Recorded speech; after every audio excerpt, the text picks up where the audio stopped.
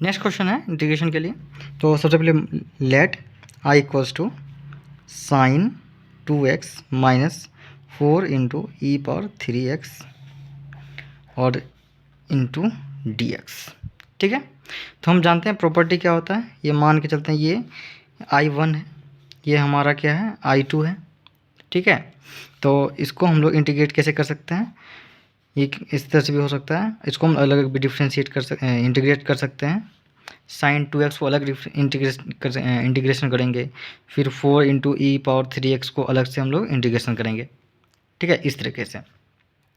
तो सबसे पहले साइन 2x का इंटीग्रेशन पिछली वीडियो में हमने देखा था कि साइन 2x का इंटीग्रेशन क्या होता है, minus cos 2x divided by 2। नीचे में 2 क्यों आया, क्योंकि जो x के बगल में जो भी होगा वो हमेशा नीचे आ जाएगा। ठीक है, और साइन का इंटीग्रेशन कितना होता है, माइनस कॉस होता है, तो माइनस कॉस। ठीक, फिर माइनस 4 का फोर्थ, ये तो कांस्टेंट टर्म है, तो 4 कांस्टेंट है, ये तो क्या हो जाएगा, बाहर आ जाएगा, मतलब कि 4 बाहर में आ गया। e के पावर में x का इंटीग्रेशन क्या होता है, e के पावर में x का इंटीग्रेशन क्या होता है, सेम e के पावर x ही होता है, लेकिन इस बार e के पावर x नहीं है, e के पावर 3x है, मतलब e के पावर 3x। ठीक है, और x के बगल में क्या है, 3 है। अगर x के बगल में 3 है तो क्या कर देंगे, नीचे में 3 कर देंगे, और लास्ट में क्या लगा देंगे हम लोग, c। ये हो जाएगा हमारा आंसर। ठीक, आगे बढ़ते हैं। नेक्स्ट क्वेश्चन है, मान लेते हैं कि i इक्वल्स टू है 4 ई पावर 3x प्लस 1। ठीक है, तो सबसे पहले क्या करेंगे, इसको इंटीग्रेशन करेंगे, फिर इसका इंटीग्रेशन करेंगे। ठीक है, तो इसको अलग अलग भी कर सकते हैं हम लोग, 4 इंटू ई के power 3x into D x, फिर प्लस 1 इंटू डी एक्स। ठीक है, तो यहाँ पे 4 क्या है हमारा, 4 क्या है, 4 कांस्टेंट है, तो 4 क्या हो जाएगा, बाहर आ जाएगा, आ गया। फिर e के पावर x का इंटीग्रेशन क्या होता है, e के पावर x ही होता है, लेकिन इस बार क्या है, 3x है, मतलब e के पावर 3x डिवाइडेड बाय, नीचे क्या आएगा, जो x के बगल में होगा, x के बगल में क्या है 3, यहाँ आ जाएगा 3। ये हो गया हमारा 4 इंटू ई के पावर 3x का इंटीग्रेशन। फिर प्लस देंगे, क्यों देंगे प्लस, क्योंकि यहाँ प्लस लिखा हुआ है ना। फिर 1 का इंटीग्रेशन, 1 का इंटीग्रेशन क्या होता है, यहाँ पे डी एक्स है, तो यहाँ पे दे देंगे x। अगर यहाँ पे y होता तो यहाँ पे y देते, अगर यहाँ पे z होता तो dz, अगर यहाँ पे dz रहता तो यहाँ पे z दे देते। हम हमेशा यहाँ का वैल्यू देखेंगे, हमेशा यहाँ पे x है, मतलब कि 1 का इंटीग्रेशन कितना होगा, x हो जाएगा। फिर प्लस में क्या कर देंगे, c क्या है, कॉन्स्टेंट टर्म है, कोई सा भी लगा देंगे। ठीक है, आगे बढ़ते हैं। नेक्स्ट क्वेश्चन है हमारा ये वाला, इसको कैसे सोल्व करेंगे, चलिए मान लेते हैं कि i इक्वल्स टू है इतना। ठीक है, तो सबसे पहले इसको क्या करते हैं, मल्टीप्लाई कर देते हैं। ये हो जाएगा हमारा एक्स स्क्वायर, फिर माइनस यहाँ से एक्स स्क्वायर, यहाँ से एक्स खत्म, बचेगा यहाँ पे 1 इंटू डी एक्स हो गया।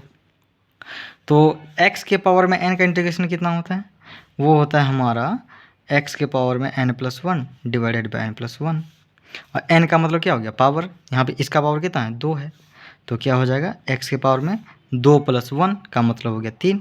नीचे में भी कितना होगा, 2 + 1 का मतलब 3, तो 3 एक्स स्क्वायर का इंटीग्रेशन हो गया। फिर यहाँ पे माइनस है तो यहाँ पे दे देंगे माइनस, अगर यहाँ प्लस आता तो यहाँ प्लस देते हैं। फिर 1 का इंटीग्रेशन कितना होता है, x होता है, क्यों, क्योंकि यहाँ पे dx लिखा हुआ है, तब क्या हो जाएगा, 1 का इंटीग्रेशन x हो जाएगा। फिर एक चीज़ बचा हुआ है, क्या बचा हुआ है, प्लस c, कांस्टेंट लगाना ना भूलें। ठीक है, ये हमारा था दूसरा क्वेश्चन। ठीक है, आगे बढ़ते हैं। नेक्स्ट क्वेश्चन है √x - 1/√x का होल स्क्वायर। तो जानते हैं हम लोग कि a माइनस बी का होल स्क्वायर क्या होता है, a square plus b square minus 2ab, यही होता है। तो सेम चीज़ इसको सॉल्व करने के लिए, इस क्वेश्चन को सॉल्व करने के लिए हम क्या करेंगे, सबसे पहले एक्स स्क्वायर मान लेते हैं कि ये जो रूट अंडर है x, उसको मान लेते हैं a, फिर b को मान लेते हैं 1/√x। सबसे पहले क्या है, a का स्क्वायर मतलब रूट अंडर x का स्क्वायर, तो रूट अंडर x का स्क्वायर क्या हो जाएगा हमारा, x हो जाएगा। फिर यहाँ क्या है, प्लस, यहाँ दे देंगे प्लस, फिर प्लस में है क्या, b का स्क्वायर, तो b किसको माना है हमने, 1/√x को, तो जब इसका स्क्वायर करूँगा मैं क्या हो जाएगा, 1/x। ठीक, फिर आगे क्या, माइनस 2 इंटू ए इंटू बी, तो ए का वैल्यू कितना है रूट एक्स, बी का वैल्यू कितना है 1/√x। क्या यहाँ से रूट एक्स और रूट एक्स खत्म हो जाएगा, बचेगा क्या यहाँ पे x प्लस 1/x माइनस 2 बचेगा। मतलब जब मैं इसको सॉल्व करता हूँ तो मैं जो सिंपल फॉर्म आता है वो क्या आता है x प्लस 1/x माइनस 2। ठीक है, अब हमको इसका इंटीग्रेशन करना है।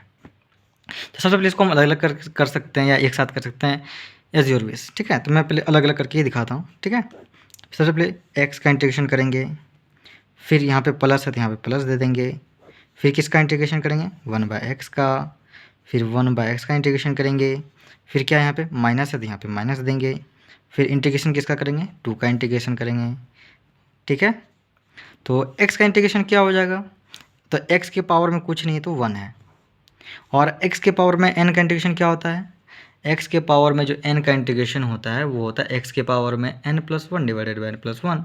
अगर x के पावर में कुछ नहीं है तो 1 है, मतलब कि x के पावर में n+1 का मतलब कि 1 1 2 हो गया, डिवाइडेड बाई 2 मतलब x²/2।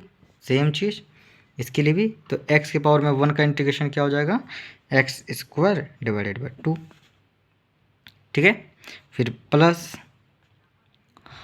1/x।